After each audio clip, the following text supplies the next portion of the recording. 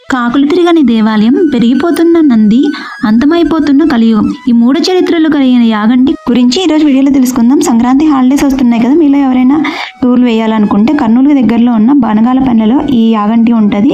So భారతదేశంలో ఎక్కడే లేనటువంటి శివపార్వతులు కలిసి ఇక్కడ మనకి దర్శనమిస్తారు స్వయంభుగా. సో సంవత్సరం పొడుగుతున్నా మనకి ఇక్కడ నీరు పారుతూనే ఉంటాయి. ఎప్పుడు వాటర్ అనేది అసలు ఎండాకాలం కూడా ఎండిపోవు. చాలా ప్రాముఖ్యత ఉంది. అంతేకాకుండా ఇక్కడ ఒక విశిష్టమైన ప్రత్యేకత ఉంది. ఇది యాక్చువల్లీ వైష్ణవాలయంగా మారాల్సింది శైవ క్షేత్రంగా మారింది. ఇక్కడ శివపార్వతులు కలిసి మనకి దర్శనమిస్తారు. ఇక్కడ అగస్త్య మహాముని తపస్సు చేస్తున్నప్పుడు వైష్ణవాలయాన్ని నిర్మించాలనుకున్నాడు. వెంకటేశ్వర స్వామి ప్రతిష్ఠించి కోసం అన్ని ఏర్పాట్లు చేశాడు. కానీ విగ్రహం చేస్తున్నప్పుడు కుడివైపు పాదానికి బొటనవేలు విరిగిపోయింది. హిందూ ఆగమన శాస్త్రం ప్రకారం శిథిలమైన విగ్రహాలని పూజకి పనికిరావు. కాబట్టి విగ్రహాన్ని తీసుకెళ్లి ఇక్కడ మధ్యలో ఉన్న గుహలోకి తీసుకువెళ్లి తపస్సు చేశాడు. అగస్త్య మహాముని శివుని కోసం ఘోర తపస్సు చేశాడు.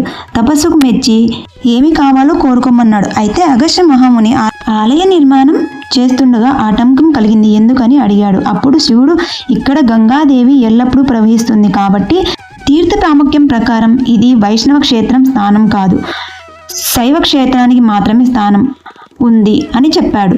అప్పుడు అగస్త్య మహాముని భారతదేశంలో ఎక్కడా లేని విధంగా ఇక్కడ ఆది దంపతుల రూపంలో స్వయంభుగా భక్తులను దర్శనమివ్వమని అడుగుతాడు.